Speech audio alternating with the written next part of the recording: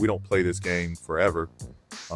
We're in it for a short period of time, and sometimes we try to do what's best for our families, best for our careers, and sometimes it means we have to move on. I feel like there's really no other league where star players move the needle like the NBA between marketability, dominance on the court, big personality, all of these things go into someone being the face of the league. And now that we are in this new era where guys like Steph and LeBron, they're seasoned guys in the game, are there any player or is there a player or players that in your mind stand out as that next guy up?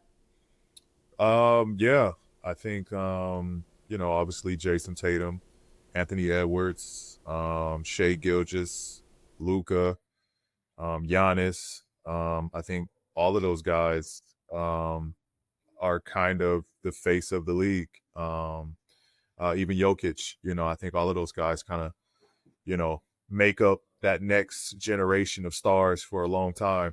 And I think once, the LeBrons, the Steph Currys, I think once those guys retire, the NBA is in good hands with those next, set of stars to take over.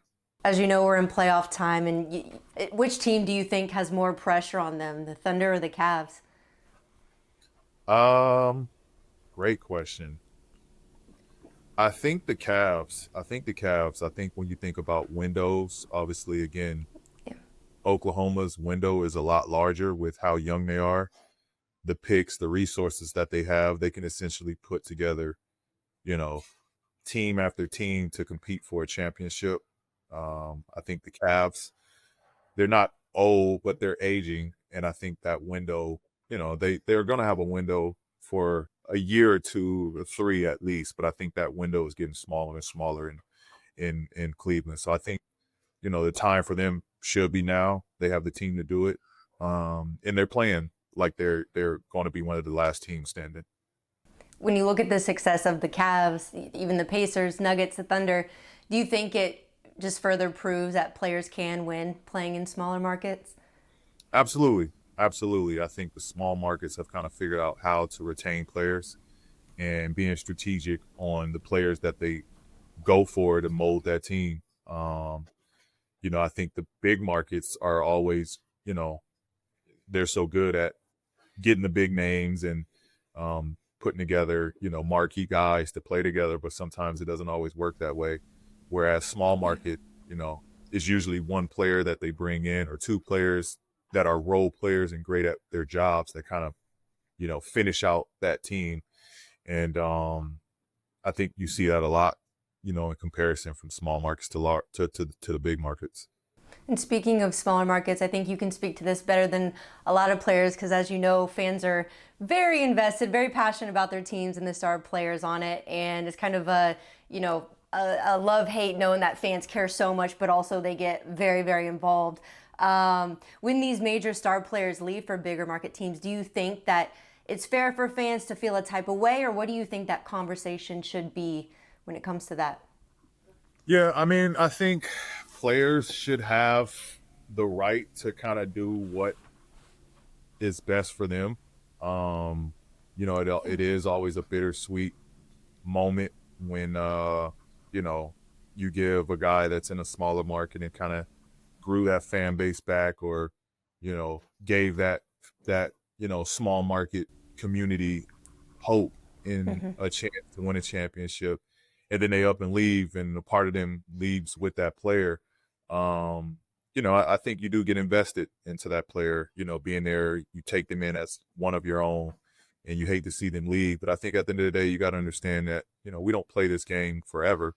We're in it for a short period of time, and sometimes we try to do what's best for our families, best for our careers, and sometimes it means we have to move on.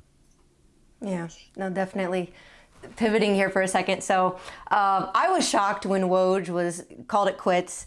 I'm curious if like when it comes to, Woj bombs, I don't know if you call them Shams bombs now or what you call Yeah, what I don't know. Shams I don't know posts, what. Yeah, but I don't know what Shams is going with now. yeah, do you players or as a player, do you guys know ahead of time some of this news or do you guys also get shocked when you see the news?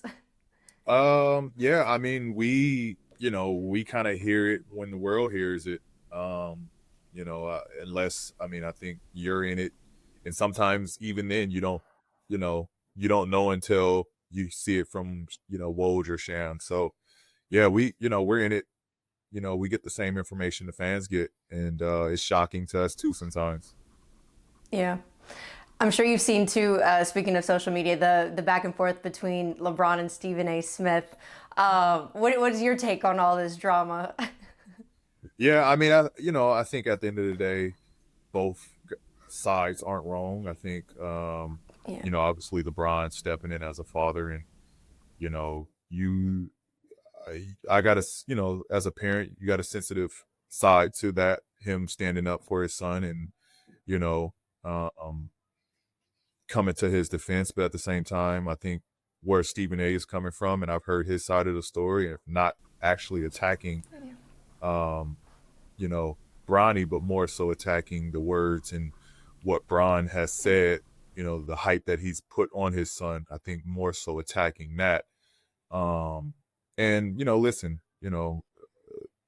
say what you want. I mean, sports is very much involved with being critiqued, and it's the field that you put yourself into, and no one is above it. You step into the ring, you got to take what comes with it, and so I think both parties aren't wrong. I think you know, um, as two black men, I think they could have handled that better. Um, I think that could have been handled better, but um, I'm all for both sides getting off what they needed to get off at that moment. Last few here for you. The Olympics obviously are going to be in LA very soon, and I feel like it's going to be so hard to top what happened in Paris. But what do you think the U.S. needs to do to remain dominant come LA?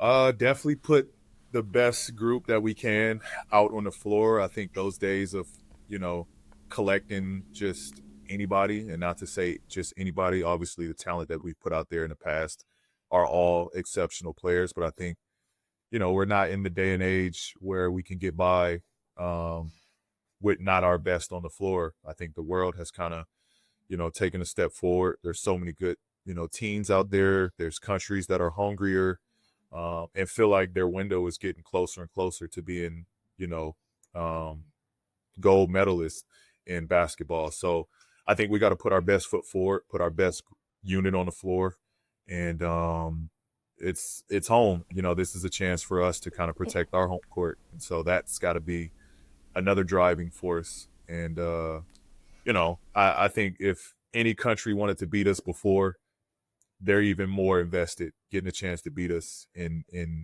Los Angeles. So we got to come ready. Did you watch Court of Gold on Netflix, the documentary about USA in Paris? I did. I loved So it. good. It was so fun to see KD, you know? Yeah, myself playing in it in 2016, I think it shows just how intense it is, and that's what I Yeah. love from it. Watching it as fans, you watch the games as they come on, you watch them, but you don't necessarily get to feel that intensity. And I think when you watch that Court of Gold Netflix series, you kind of see how intense it is, how much goes into it, how much pride, Yeah. these players have for their countries and what it means to win on that level and that stage. So, I thought they did a great job of kind of showing that and the emotions behind it.